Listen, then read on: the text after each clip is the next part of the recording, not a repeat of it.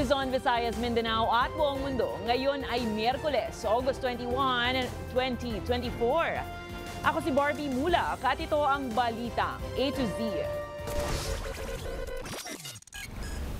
Nakita ng doktor na meron siyang mga lesion. Mahigit 20 individual naka-quarantine na matapos maging close contact ang unang Mpox patient sa bansa ngayong taon.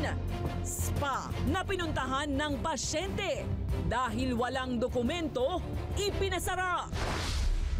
Mga tumulong sa pagpuslit ni Alice Go palabas ng bansa dapat managot ayon kay PBBM. Philippine passport ni Go iniulat na sa Interpol.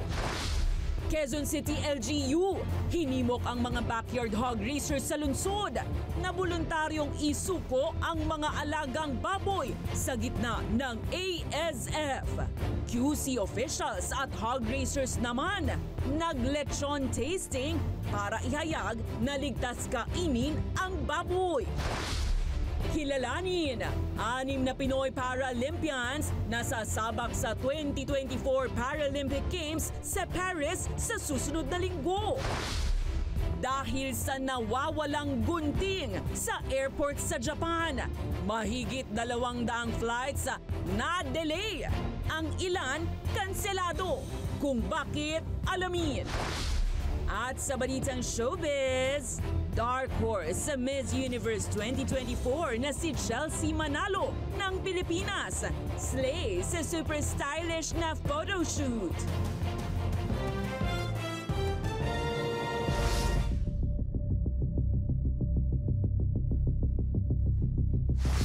Magandang gabi, pambungad sa ating newscast.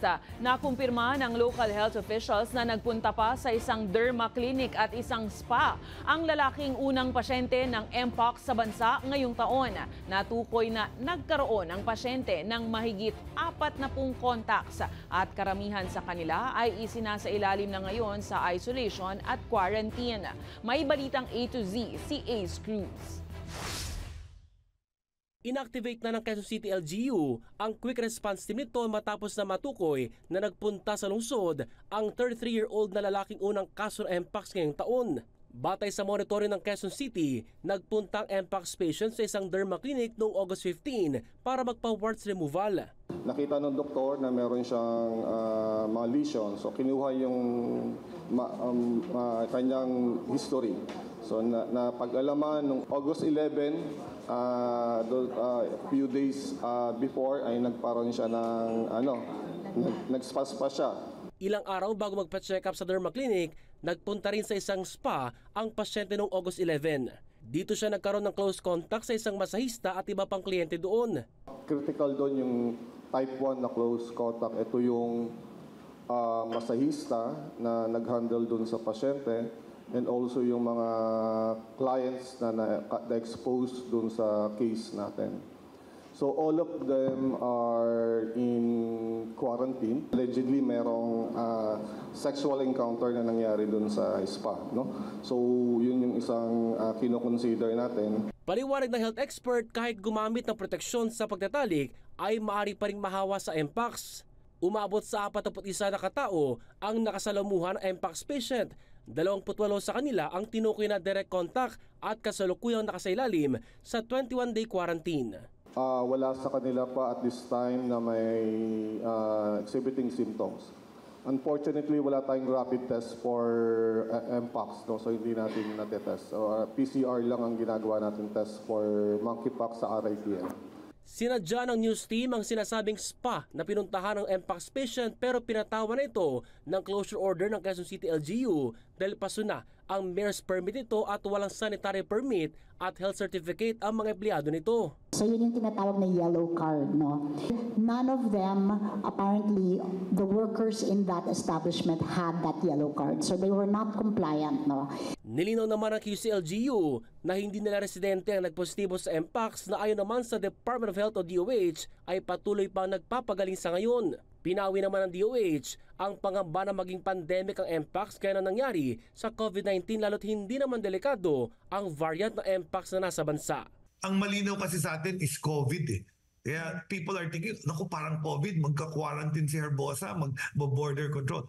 This is actually more similar to HIV, which when it came out in 1983. So sa Philippines, wala pa tayong recorded case of death. Pinulong na ng Malacanang ang mga health officials kaugnay sa pagtugon sa Mpox. Inatasan ni Pangulong Ferdinand Marcos Jr. ang Department of Health na tutukan ang mga lugar at individual gaya ng immunocompromised na vulnerable sa banta ng Mpox. Para sa Balitang A to Z, Ace Cruz. Hinihimok ni DOST Vaccine Expert Panel Dr. Nina Gloriani ang pamahalaan na aprubahan na ang new generation ng dengue vaccine para matugunan naman ang lumalalang kaso ng dengue sa bansa.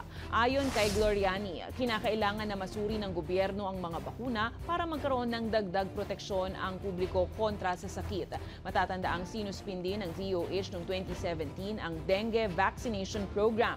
Matapos makitaan na delikado ang DengVaxia na gawa ng Sanofi Pasteur sa mga hindi pa tinamaan ng dengue.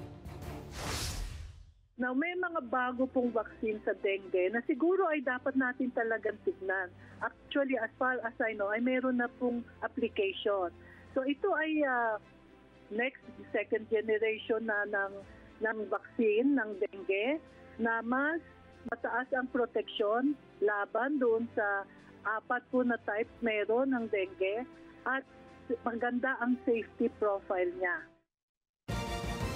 Samantala, hinihimok ni Quezon City Mayor Joy Belmonte ang mga backyard hog raisers sa lungsod na voluntaryong isuko ang mga alagang baboy na may sintomas, lalo na ngayong may banta ng African Swine Fever. Sa monitoring ng Veterinary Office ng Quezon City, aabot sa 240 na hog raisers ang nakita nila sa bahagi ng Payatas. Nagtalaga na sila ng 4 na quarantine checkpoints kabilang na sa Commonwealth Avenue, Balintawak, Mindanao Avenue at NS Amoranto para tiyaking hindi makakapasok ang ASF sa lungsod. Samantala, sabay-sabay namang tumikim ng lechon ang mga opisyal ng lungsod ng Department of Agriculture at ilan pang hog raisers sa bansa. Yan ay bilang paghahayag na ligtas kainin ang karneng baboy. Maaring itong isang baboy na ito ay inaasahan na nila sa kanilang pangkabuhayan. Bibilhin po natin ang mga baboy na ito turn over voluntarily sa city government. There is no silver bullet. Ayaw namin magpingpong yung mga baboy mula sa infected area, sa non-infected area, north, south, south-north. Kaya napaka-effective nitong mabigat na tulong na ginawa ng Quezon City.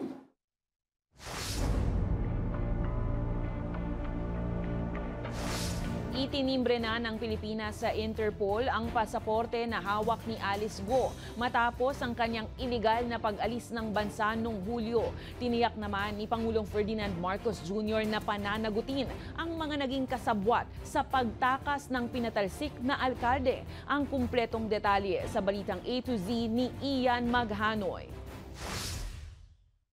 Isinumbong na ng Department of Foreign Affairs sa International Criminal Police Organization o Interpol ang estado ng passport na hawak ng tumakas at pinatalsik na si Bamban Tarlac Mayor Alice Go. Kasama rin sa isinumbong sa Interpol ang mga pasaporte ng dalawa niyang kapatid na sina Shemen at Sheila Go, pati ang idinadawit rin sa Pogo operations na si Cassandra Ong. Ito'y kasunod ng direktiba ni Executive Secretary Lucas Bersamin sa DFA na kanselahin na ang Filipino passport na hawak ni Go. Pwede nang i-determine ng Interpol ano yung mga appropriate actions that they can take. At pumasok na rin ito sa atensyon nila bilang kaugnay ng issue ng transnational crime. Isa sa mga posibleng ilabas ng Interpol ay ang red notice na target ma-locate at ma-aresto ang isang taong nahaharap sa criminal offense. Ang blue notice naman ay ang request na makuha ang impormasyon ukol sa isang tao na isinasailalim sa criminal investigation. Nagsisimula ng lumiit talaga ang ginagalawan ni na Guo Huaping at ng pamilya niya dahil hindi lamang Philippine government pero Interpol, ang isang international agency, ay may official na pagpapansin na sa kanila. Ngayong araw din tiniyak ni Pangulong Ferdinand Bongbong Marcos Jr. na pananagutin ang sino mang kasabwat sa pagtakas ni Go. Ayon sa Pangulo, ipinapakita nito ang korupsyon na siyang nakakasira ng justice system ng bansa at sa tiwala ng publiko sa pamahalaan. Ang problema, kung ang law enforcement pa ba ay kailangang investigahan. Kasi ang tanong ay, did they drop the ball? May mga kasabwat nga ba dito? Sa August 27, ikakasa ang sunod na Senate inquiry upang matukoy kung saang exit point ng bansa dumaan si Go. Ayon sa Presidential Anti-Organized Crime Commission o PAOK, wala sa immigration o commercial flight records ang pangalan ni Go, kaya't illegal ang naging pag-alis nito ng bansa. 3 possible exits. One in the northernmost tip of Luzon, another in the westernmost tip of Luzon, and the last is in the Mindanao backdoor exit. Una nang iginiit ng kampo ni Go na nasa Pilipinas pa rin ang kanilang kliyente. Yan ay kahit pa kinumpirma na ng immigration ang illegal na pagtakas ni Go noong 1 buwan patungo ng Malaysia at pagtawid nito sa Indonesia. Para sa Balitang A to Z, Ian Maghanoy. Nais ni Senator Riza Hontiveros na i-realign sa ibang proyekto ang 10 million pesos na alokasyon para sa librong pambata na akda ni Vice President Sara Duterte na pinamagatang Isang Kaibigan. Ayon sa senadora, hindi nararapat para sa isang opisyal na gumamit ng pampublikong pondo para lang maglathala ng personal na libro. Sa isang press briefing noong Miyerkules, sinabi ni Hontiveros na naguguluhan pa rin siya sa reaksyon ni Duterte sa kanyang tanong sa kasagsagan ng pagdinig ng 2025 budget ng Office of the Vice President. Naniniwala naman ang senadora na layunin ng aklat na ipakilala sa mga bata sa kanayunan si Inday Sara. Matatandaang Nobyembre nung nakaraang taon nang ilimbag at isa publiko ang libro ng bise na nagkakahalagang 50 pesos ang publication kada isa. I think in principle, improper request yan. Dahil kung meron kang sinulat na libro, kung ikaw ang sumulat niyan, hindi dapat gamitan ng government funds at taxpayers' money para ipamudmod. Pinayuhan ni Senate President Francis Cheese Escudero ang kanyang mga kabarong senador na iwasang maglabas ng mga pahayag hinggil sa umano'y impeachment moves laban kay Vice President Sara Duterte. Binigyang diin ni Escudero na hindi dapat maimpluwensyahan ang mga senador mula sa umano'y nilulutong desisyon ng mga kongresista. Gayong ang Senado pa rin ang magsasala nito oras na ipasa ito sa kanila ng Kamara. Una nang itinanggi ni House Deputy Majority Leader for Communications at ACT-CIS Party List Representative Erwin Tulfo ang alegasyon ng impeachment. Gayunpaman, kinumpirma mismo ni Inday Sara na umabot na sa kanya ang naturang plano umano sa Kamara. At nais ko rin paalalahanan ng aming mga kasamahan sa Senado na huwag magsalita kaugnay sa anumang kwento, chismis o sa pinang-impeachment. Dahil ayon sa batas, posibleng makarating yan sa Senado.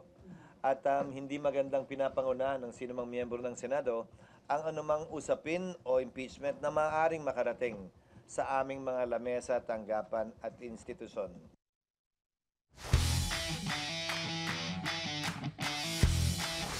Kinilala ng House of Representatives sina Pinay Olympians Leia Finnegan at Emma Malabuyo ngayong Miyerkules matapos ang kanilang ipinamalas na galing sa gymnastics performance noong Paris Olympics. Nakatanggap ng mainit na pagsalubong ang dalawang gymnast kasabay ng tig 500,000 pisong cash incentive na galing sa mga kongresista. Nagsagawa rin ng libreng basic gymnastics training sina Finnegan at Malabuyo sa Gymnastics Association of the Philippines Gym sa Intramuros, Maynila para sa mga kabataang naisundan ang kanilang mga yapak. Samantala, excited namang ibinahagi ni Levi Jung Rui Vivar sa kanyang IG post ang pag-uwi niya ng Pilipinas ngayong araw din para ipagdiwang ang kanilang pagrepresenta sa bansa sa nagdaang Summer Games. Abangan sa aming pagbabalik, kumpanya na nasa likod ng lumubog na MT Terra Nova na nagdulot ng oil spill sa Limay, Bataan. Abay, no show pa rin. At halos 200 flights na delay sa isang airport sa Japan matapos mawala sa isang store ang isang gunting. Bakit naman kaya? Abangan ang kumpletong ulat sa pagbabalik ng Balitang A to Z.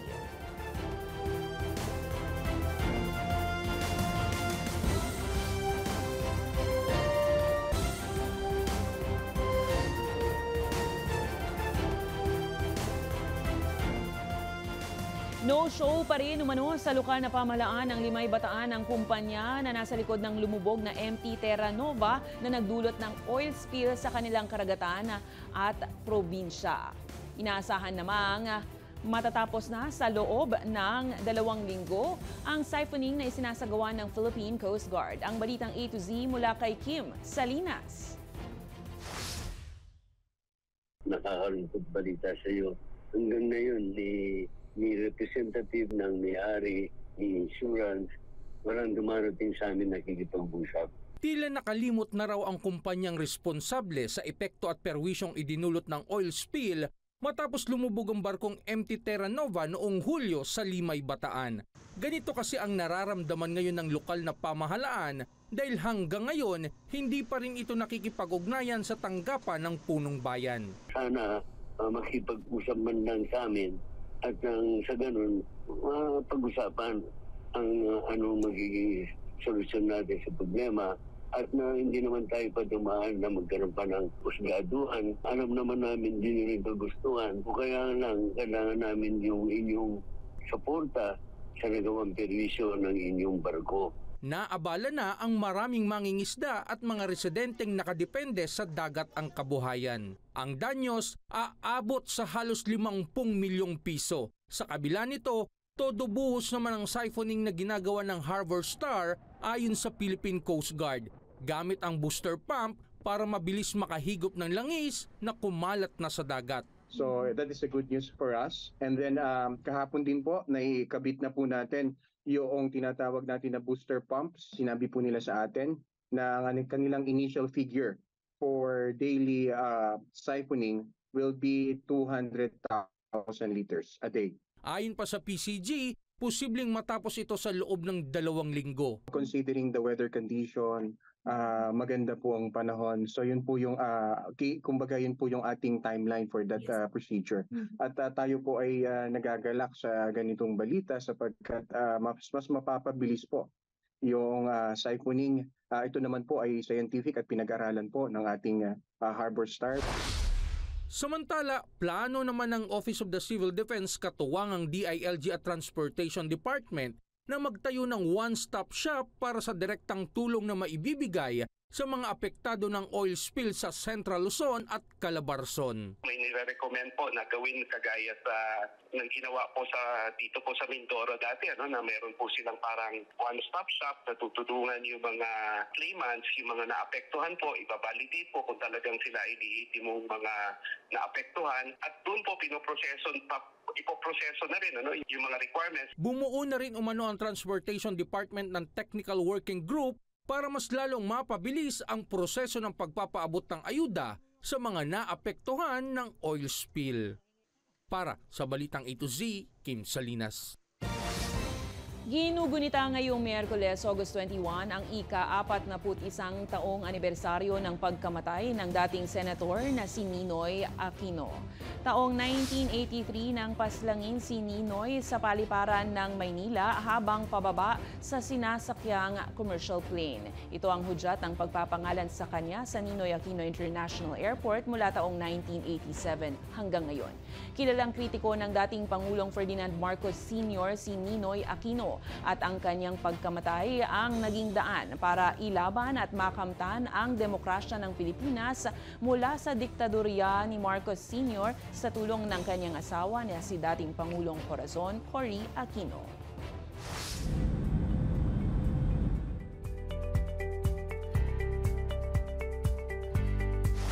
Aabot sa 190 na flights ang na-delay habang 35 ang nakansela sa New Chitose Airport sa Hokkaido, Japan matapos mawala sa isang store ang isang gunting. Nagdulot ng mahabang oras ng pagkakadelay sa paghanap ng isang gunting dahil sa potensyal na terrorist attack. Posible raw kasi nadalhin ito sa eroplano at gamiting weapon sa pang-atake. Agad din namang nahanap ang nawawalang gunting. Nangako naman ng airport management na magsasagawa sila ng investigasyon matapos mawala ang gunting.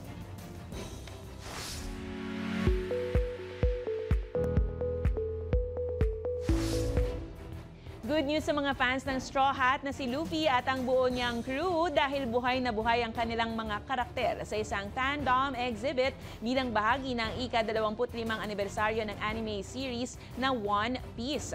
Dinagsa ng napakaraming cosplayers ang launching nito sa SM North EDSA sa Quezon City. Suot ang kanilang paboritong One Piece character. Bongga rin dahil mabibili ang ilan sa mga merchandise items na tiyak na mag-iiwan ng kakaibang happiness sa mga fan. Hinangaan rin ang 20-foot inflatable giant Gear 5 Luffy na talaga namang wow! Tatagal ang fandom exhibit ng Animazing North One Piece Experience hanggang September 8. Susunod, Miss Universe Philippines 2024 Chelsea Manalo pasabog ang hatid sa kanyang newest photoshoot kasama ang isang dark horse. Ready na rin kaya kayo sa Miss Universe sa Mexico? At Pinoy Paralympians ready na ang magpakitang gilas sa 2024 Paralympic Games sa Paris. Manatiling nakatutok, kayo ay nanonood ng Balitang A to Z.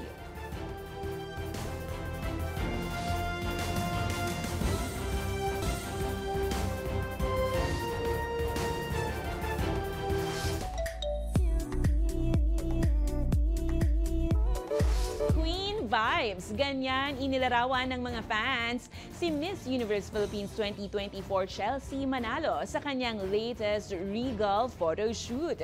Sa Instagram, stunning si Chelsea. Suot ang white crochet dress habang nakasakay in a different way sa isang itim na kabayo. Matatanda ang itinuturing na dark horse si Chelsea sa naturang national pageant dahil hindi naging matunog ang kanyang pangalan sa simula ng laban ng MUPH.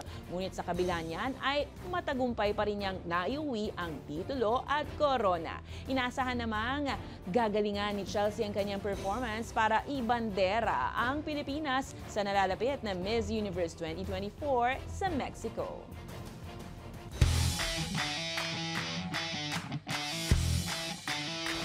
Matapos ang matagumpay na Paris campaign ng Pinoy Olympians, ang mga Pinoy Paralympian naman ang magpapakitang gilas ngayon sa 2024 Paralympic Games sa August 28. Ipinasilip na ang kanilang susuotin para sa engrandeng opening ceremony ng palaro. May balitang A to Z si Naomi Almojano.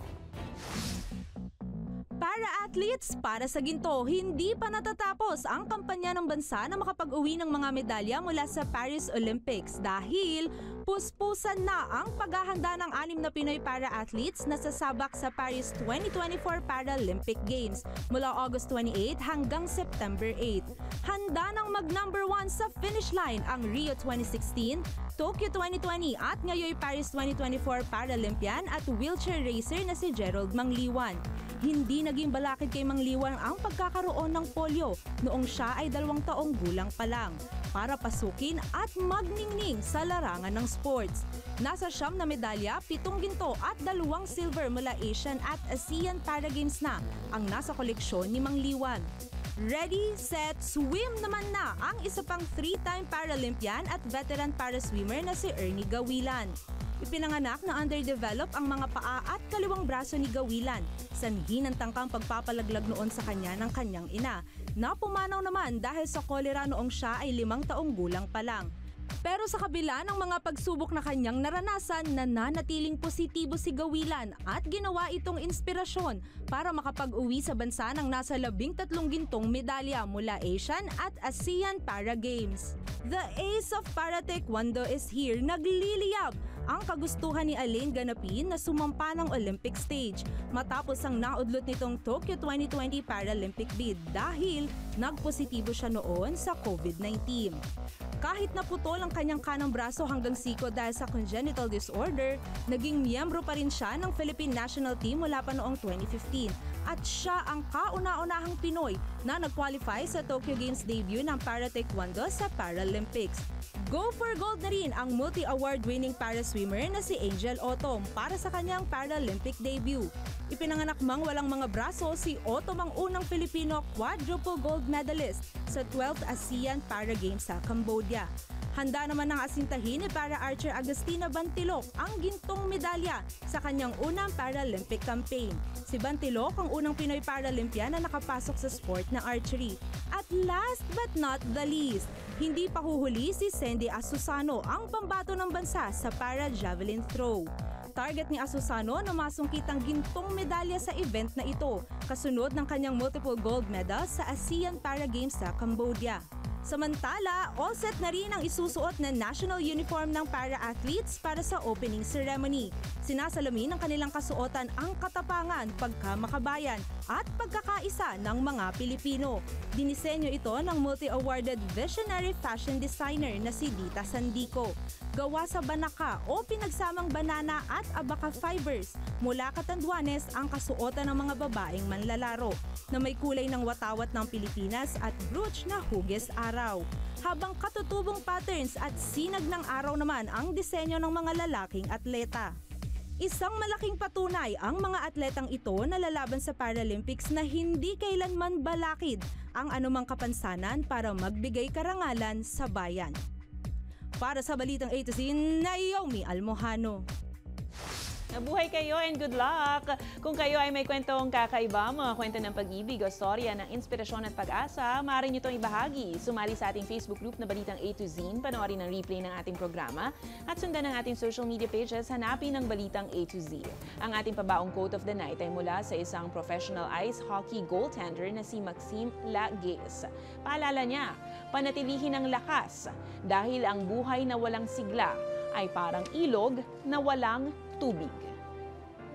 At yan ang mga balita at impormasyon, mga kwentong may dalang inspirasyon na tinutukan ng Balitang A to Z. Ako si Barbie Mulak. Maging maalam, makialam. Magandang gabi sa iyo, Pilipinas!